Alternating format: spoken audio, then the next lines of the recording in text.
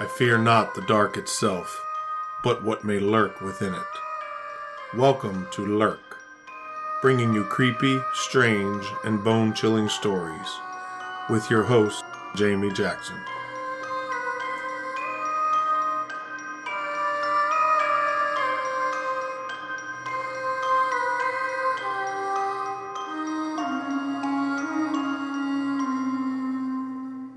Hey Lurkers, welcome to episode 39.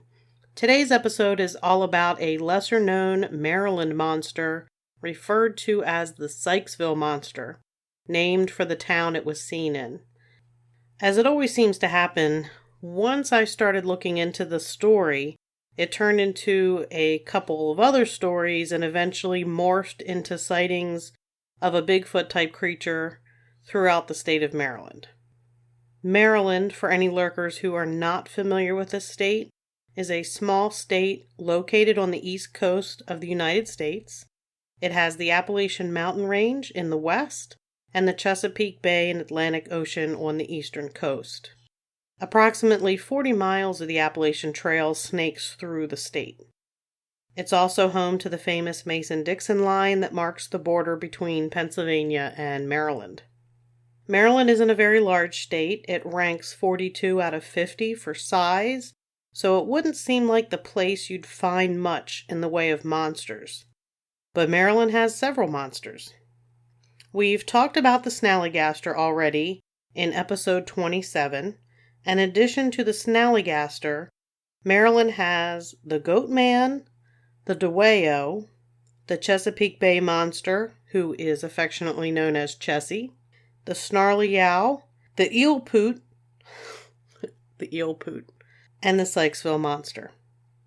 For this episode, we are just sticking with the Sykesville Monster, but we will be covering the others in future episodes. Also important to note, there are some publications that try to lump some of these creatures together as the same thing, claiming the snallygaster, eel poot, snarly yow, and the deweo are all common names for Bigfoot, which is completely not true. Just a quick insight, the deweo is wolf-like, the snarly yow is more like a hellhound, and of course the snallygaster is a giant flying lizard thing. You can hear about the snallygaster in episode 27, as I mentioned. Despite its small size, Maryland actually ranked 5th in the United States for Bigfoot sightings in 2001, according to famed Bigfoot researcher John Green's personal statistical database. I don't think it's number 5 anymore, if it ever actually was, but it definitely had more sightings than I expected. And more sightings in a very small rural area than I expected too. There were some sources that claimed the history of Sasquatch in Maryland dated back to the 1600s, and to the local Native American tribes. They were using the Piscataway Indians and a god that they believed in called Oki, but I really didn't find anything that seemed to actually fit that scenario. Also, within that same resource, they claimed that an account from Beauchamp Plantagenet in the 17th century referred to something that they called a camel mare, and camel here is spelled with 2 L's. The account read, "In the head of the Chesapeake Bay was seen a camel mare, brown-black skin, 7 foot high, of which 300-mile westward area a store of them, their skins bought and sold by Indians to confirm it." So basically it was saying there was this creature, 7 feet tall, brown-black skin, and that there were a whole bunch of them 300 miles to the west of the Chesapeake Bay, and the Indians bought and sold the skins, and that confirmed this creature. So this research was trying to say that this was proof, this was probably a Bigfoot that they were talking about. But, while some try to say this is Bigfoot, a little bit of common sense and a tiny bit of research made me think this is actually a buffalo, which in the 16 to 1700s had a range that included areas of western Maryland. a camel mare makes me think more buffalo on four legs like a camel rather than a bipedal Bigfoot. It was a little disappointing that I was able to discredit that entire thing because I was like, oh, this is really interesting, an account of a Bigfoot in the 17th century. Nope, just a buffalo. Doesn't look anything like a Bigfoot. And in case you're wondering, I looked up the height of a buffalo, and buffalo bulls are actually pretty tall and could be, I don't think they could be 7 feet tall, but they were pretty darn tall, and I could see where somebody would say it was close to 7 feet tall. They're big. Big ass buffalo. They make good jerky. But just because this one account most likely has a logical explanation, it doesn't mean that they all do. Between 1900 and 1944, there were about 42 Maryland monster reports. In Chestertown, Maryland and Kent County, over on the eastern shore, a man by the name of M.P. Edwards shared a story from back in the early 1900s when he was a kid. Mr. Edwards and his brother went out late at night to try and figure out what had been mysteriously slaughtering their baby calves. On this night, they heard an awful moaning sound coming from the nearby woods. When they went to inspect further, they found large human-like footprints. Terrified, the brothers abruptly ended their investigation and went home. In Dorchester County, also on the eastern shore of the state, a 1909 report mentions the account of Albert Evans, a local farmer. Evans was out surveying his farmland in a horse and buggy when he reportedly saw a dark-haired 7-foot-tall man-beast standing over several dead cows. Skipping ahead to 1957, on August 1st, Mr. and Mrs. Reverdy Garner of Upper Marlboro, Prince George's County, Maryland, had an unnerving experience. Prince George's County is down towards the southern end of Maryland. The couple was pulling into their driveway when they were startled by a large gorilla-like creature with red beady eyes standing in their way. As Mr. Garner slowed the vehicle, the creature was struck. Mr. Garner then began to retreat and started backing up his vehicle with the creature in pursuit. There is no further information on what happened, but I'm going to hazard a guess and say the thing ran off.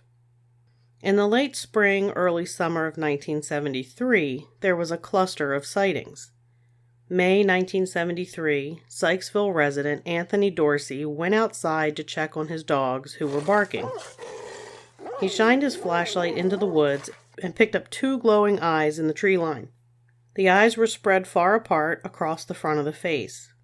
He never saw the body, but the eyes were about 7 feet above the ground. Anthony Dorsey was considered to be a credible witness. He was a firefighter and a member of the community his entire life. His sighting also coincided with other sightings in the area around the same time. It's interesting that he mentions the eyes were on the front of the face. This seemingly small detail rules out most common woodland creatures, like deer. Also, the fact that the eyes were spread far apart rules out your smaller animals like raccoon or owls up in the trees. After Anthony Dorsey's sighting, there was a sighting by a truck driver who preferred to remain anonymous. He said the creature he saw stood approximately 7 to 8 feet tall and appeared to be dark brown in color. It could have been a man on stilts. Whatever it was seemed to be caked with mud from the waist down. It appeared to be sitting down when the thing, which was minding his own business, stood up, turned around, and then, sensing danger, ran off into the woods. The truck driver was unable to pinpoint the exact location of the sighting. The Baltimore Afro-American newspaper did a story on the sighting, and as a result, John Lutz, director of Odyssey Scientific Research in Baltimore, investigated the sighting. Lutz talked to the truck driver and also found an additional eyewitness who saw the monster. Lutz was reluctant to classify the creature and stated that at the present time, his corporation was listing the incident as an unidentified prowler until more information is gathered and more positive identification was made. Mr. Lutz stated that recordings were being made of each witness's account in order to form a verbal record which will be studied by veterinarians, zoologists, and biologists. Mr. Lutz also said the entire incident could be the work of a prankster. He said, "It's very possible that a prankster will call the police department and say it was a big joke." But the residents of Sykesville's Oklahoma Hill were not joking. A Mrs. Agnes Dorsey, mother of witness Anthony Dorsey, thought more should be done to either capture or destroy whatever it was. She said, "They should have gangs of men out looking for it. I hope it's caught." Anthony Dorsey said the creature has been seen in Woodstock and Marriottsville, Maryland as well, which are only about 6 miles from the Sykesville area. Some people believe that what might have been seen was an escaped patient from Springfield State Hospital. This is a mental hospital in case you're wondering. According to Dr. Fred Pokras, who was superintendent of Springfield at the time, there was not an unusual number of escapes reported, and none with big feet. "We always have a certain number who leave without permission," he said, but added nothing out of the ordinary had come to his attention. Dr. Pokras did say that within the last 2 weeks, around the time of the sightings, 10 or 12 people had taken unauthorized leaves. I'm pretty sure unauthorized leaves is a polite way of saying escaped. Maybe that's just me. Included in that number were 1 or 2 persons considered dangerous to themselves or others. I personally do not think that what was seen was someone from Springfield. The witnesses that came forward were reliable, and the officials at the hospital not overly concerned. There were more than 20 sightings between May and June of 1973. The majority described an 8-foot-tall creature, some said it was grayish-white, and it was hair-covered and ape-like. One person saw the 8-foot creature walking through her backyard, and another saw an ape-like beast caked in mud, running from the side of Route 32 into the woods near the Patapsco River. Anthony Norris reported finding footprints in his backyard measuring 13.5 inches long and nearly 6 inches wide. Several residents reported a creature between 7 and 10 feet tall. June 1973, the Morning Herald in Hagerstown, Maryland, reported that the Maryland State Police were searching for a hairy monster. Police were using a helicopter with searchlights to look for the creature. State Trooper Don Higgins, who was the investigating officer of record, said the sightings seemed genuine. The Sykesville creature was said to have killed several dogs and a cow. The residents refused to accept the explanation that it was an escaped circus gorilla or a deformed bear. Is it just me, or does it seem like there's an awful lot of escaped circus gorillas? That seems to be the go-to explanation. It's like when you see a UFO, it's a weather balloon. If you see Bigfoot, escaped circus gorilla. The Baltimore Zoo assistant director was called in to examine the footprints that were found, the ones that were 13.5 inches long by about 6 inches wide. And he said he determined the footprint was from a large human foot with fallen arches. That's a pretty big foot. And that brings us to May 9th, 1981. This particular sighting is the one that really defines this entire Sykesville Monster case. If you look up the Sykesville Monster, this is the sighting that you're going to see a lot of information about. Mostly because the gentleman who witnessed the creature went on later to make a report to the BFRO, which is the Bigfoot Research Organization. And when he wasn't getting information readily from local authorities, he started his own investigation. But you're going to find out about that in just a minute, because I'm going to tell you about it. So May 9th, 1981, the day was sunny, there was a light breeze, and the temperature was around 60 degrees. A gentleman by the name of Lon Strickler was out fly fishing for red-eye and smallmouth bass in the South Branch of the Patapsco River near Sykesville, about 1 mile downstream from Route 32. The area of the river he was fishing on flattens out into riffles before emptying into a larger pool. Riffles are the shallower, faster-moving areas of water where the rocks have usually broken the surface, just so you understand the terminology. Lon Strickler had fished this particular area many times before. On this day, he was fishing from the south bank near the riffles when he notices a stray dog sniffing around the brush on the opposite side of the river, about 50 yards away. The dog was going in and out of the thickets, but wasn't a problem, so Lon put it out of his mind and continued fishing. After a few minutes, Lon hears the dog barking and growling. He assumes the dog must have scared up a deer, but when he looks in the direction of the dog, he sees a dark, hairy creature bobbing up and down in the thickets. He stopped fishing and moved closer to the riffles to get a better look, and realized the dog had stopped barking. The following is from Lon Strickler's BFRO report. I heard a loud yelp from the dog, and the creature stood up. The best I could tell is that the thing was about 7 to 8 feet tall, and had dark matted hair. I could only see the body from the chest up because the rest of the body was obscured by the weeds and thickets. I stood completely still and could hear a series of tick sounds while observing this creature walk slowly through the thickets towards the woods.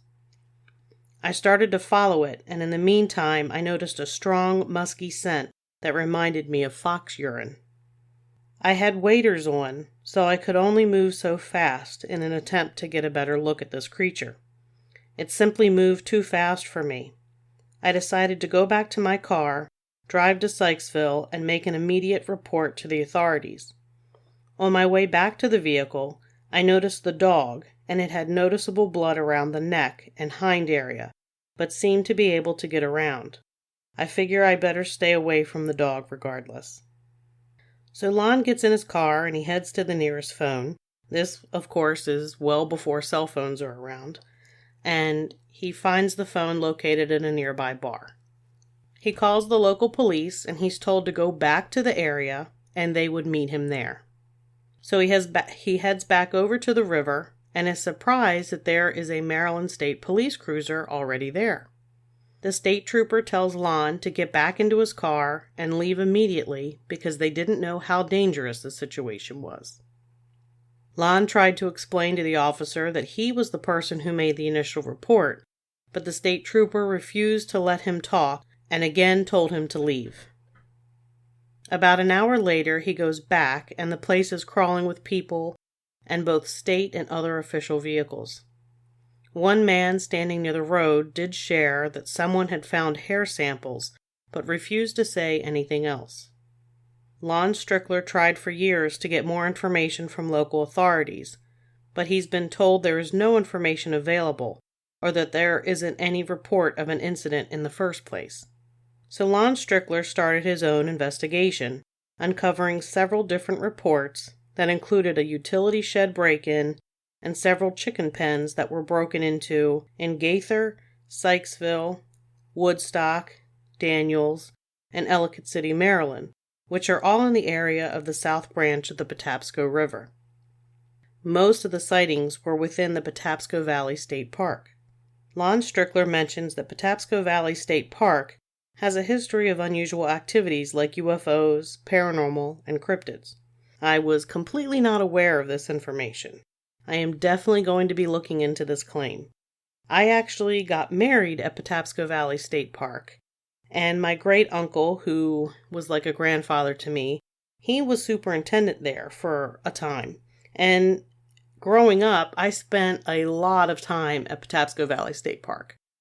I've never heard of these claims. I'm definitely going to be checking that out. I'm definitely making a trip down to Patapsco Valley. It is on my list of things to do. Check out what's going on at Patapsco Valley State Park. Lon Strickler found a retired forensic artist to draw what he had seen. After describing in detail what he saw to the artist, he received the sketch, and the artist included a note that said, "Are you sure this is what you witnessed? It looks like a rendering of early man, except for a few features." A few years after Lon's encounter, he came upon an older gentleman while fishing near Piney Run, near Marriottsville, Maryland. Lon had been testing out a new fly fishing rod upstream and ended up engaging the man named Phil. Phil mentioned that skeletal remains of a large human had been found on the Piney Run south bank, not far from where they were standing. Phil went on to say that another fisherman had come upon the bones while he wandered off trail. After the discovery, the guy simply mentioned to a few other fishermen that there were bones in that direction. Phil said he and a companion walked over to the other side of the stream to check out the remains. Some of the bones were obviously missing, but there was a skull, missing a jawbone, some vertebrae, a few ribs, and long bones of the arms and legs. There was no visible tissue, but there were a few small, desiccated patches of reddish-brown fur scattered around. Phil said that he and his companion both wondered where the clothes were, and also that it was too large to be a human. Phil and his companion walked to a local convenience store to call the police. As they waited for authorities to arrive, Phil used his fish measuring tape and measured the upper arm bone, and he said it was about 22 inches long. The average length of a humerus, which is the long arm bone that was measured, in humans it's about 12 inches if it's a male, and a female it's about 11 inches. So 22 inches is about double what a normal size humerus bone is. Phil thought it was something similar to a large ape, and the skull, he said, looked almost human, but much larger. The Baltimore County Police and Maryland State Police arrived on scene and told everyone to leave the area. They placed crime scene tape across the road so no one could get within about 300 yards of the location. Phil and a few others stayed at the general store so they could see who was coming and going from the scene. There were unmarked helicopters bringing people on site as well as several unmarked vehicles. There was never any mention on the local news. After Lon Strickler began his own investigation, he received a comment about the incident that he had, and it said, "This sure brings up some old memories. I always expected that sooner or later it would get out. I'm glad someone else saw it and kicked over the can. I'll add the beans." I was one of the responders on the call. That would be Lon's call to the police. Right after we'd closed down the road, a government response team arrived. Those guys weren't fooling around. Their big dogs and bigger guns made that evident. It wasn't long before we were locked out, ordered into our cruisers and away from the area. The into our cruisers was the weirdest. We were outmanned, outgunned, and outranked by the feds who had taken over. Soon after that, within an hour at most, several choppers were overhead, as in 3. It was a manhunt on a larger scale than we could have mustered so quickly, and that's saying a lot. I've never really been positive what happened. None of our guys had actually seen it, though I imagine it was caught or killed. They said there were hair samples and footprint photos and casts taken. We were debriefed and basically instructed not to speak of this matter. With that, I'll close and say no more except that it did happen as described on here. A BFRO investigator, who looked into Lon Strickler's account, said that he contacted both the Maryland State Police and the Sykesville Police Department, but could not verify police response as they do not keep records of non-criminal reports back that far. In 1988, there was a Baltimore Sun article about Bigfoot sightings in the McKeldin area of the Patapsco Valley State Park. There were reports of weird cries at night. One frequent camper there claimed there were 6 creatures living in the park that resembled cavemen or gorillas, but that they could also take the form of wolves and other wildlife. They could disappear and float in the air. He went on to say that aliens dropped the creatures from a UFO into Liberty Reservoir in the 1970s. The creatures have glowing red eyes, can read minds, and have a powerful oily odor. I'm not really sure what to think of this whole report. On one hand, there are several points that are similar in many other reports, like the odor and the red eyes, but he loses me with the whole shape-shifting thing. In Marriottsville, Maryland in 1998, around 7 p.m., a husband and wife and the wife's mother were returning home from an outing in Washington, D.C. The husband and wife were traveling on Marriottsville Road in a full-size pickup truck, and the mother was following behind in a car. The husband and wife suddenly saw a huge, hairy, bipedal animal less than 100 feet away, step out of the woods to their right, cross the road in 5 or 6 steps, then disappear amongst the trees and shrubs on their left. The husband slowed his truck and turned on his high beams, and the couple saw the thing very clearly. It was huge, about 8 feet tall, covered in dark brown or black fur, and walking on 2 legs. It remained in profile position and never faced the oncoming vehicles. The wife said she could see the fur moving as it walked. When her son-in-law had turned on his high beams, the mother driving behind him did as well, and because of a bend in the road, she was also able to see the creature. When they neared the area in the road where the creature had been, all 3 adults smelled what they called a strong skunk-like odor. They became uneasy and sped off. The husband said, "I have been a hunter and outdoorsman for many years, and I have never seen anything like this. We feel like we stepped out of the Twilight Zone." 2 different local residents also reported hearing nocturnal wails around the same time frame as the husband, wife, and mother saw the creature in the road. Our final account comes from the summer of 2000 in Anne Arundel County, which is roughly about 30 minutes from Sykesville. On August 1st, 2000, the Baltimore Sun had a headline reading, "Policemen and workers track roaming 12-foot creature." Bricklayers Jerry Workman and Chuck Vance were working on the new Arundel Mills Mall. On July 30th, 2000, just before midnight, they were preparing to go to bed in their van. They were short on cash and had not yet received their first paycheck, and they had been granted permission to sleep on the job site. At 12:30 a.m. on what would have been July 31st, Jerry has the urge to get up and go to the bathroom, and their van is parked right near a porta potty, or spot-a-pot, or Johnny on the spot. You know, the portable toilet, basically, is what it is. So when he steps out of the van to go to the bathroom, he scares up a huge fur-covered animal that was about 50 yards away. He yells for Chuck, and the 2 men watch the 12-foot tall, hair-covered creature with glowing red eyes run towards the western edge of the job site. It was bipedal and ran hunched over with hands that hung to its knees. They claimed it jumped atop a 15-foot mound of earth in just one jump and continued in the direction of a flood drainage pond and quickly vanished. The 2 drove to a payphone and called 911. Anne Arundel police responded. The responding officer saw an unidentified animal and found a single human-shaped footprint about 15 to 20 inches long. Mall officials had the Maryland Department of Natural Resources come out to examine the construction site and provide an official explanation. The Department of Natural Resources' conclusion was that a black bear had wandered into the construction area. The 2 witnesses, Jerry and Chuck, found this laughable. I personally have been to Arundel Mills Mall because Bass Pro was there and my dad goes there, and it's a big family outing to go to Bass Pro Shop.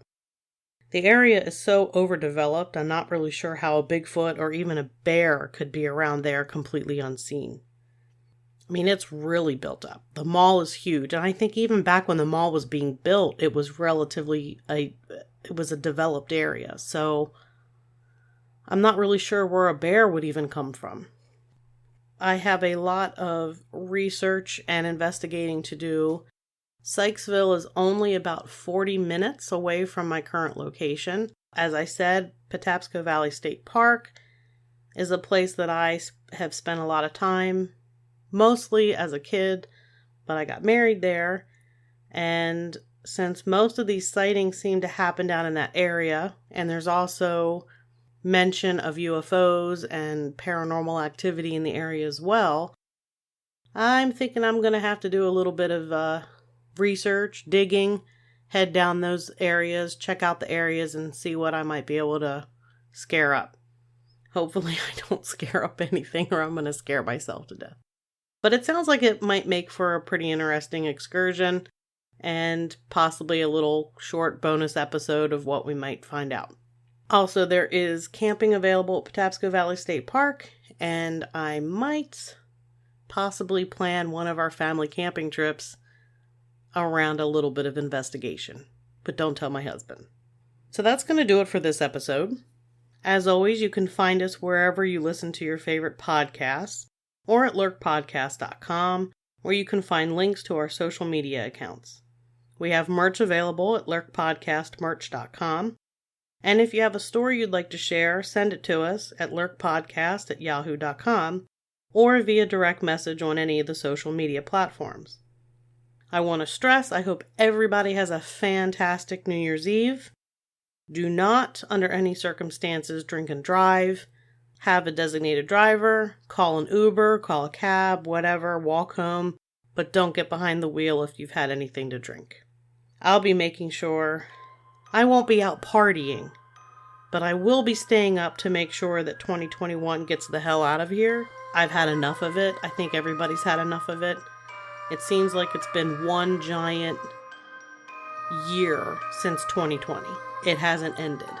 So I'm hoping that 2022 brings with it a little bit more hope, a little bit calmer lifestyle, and just better things for everybody. So until next time, keep lurking.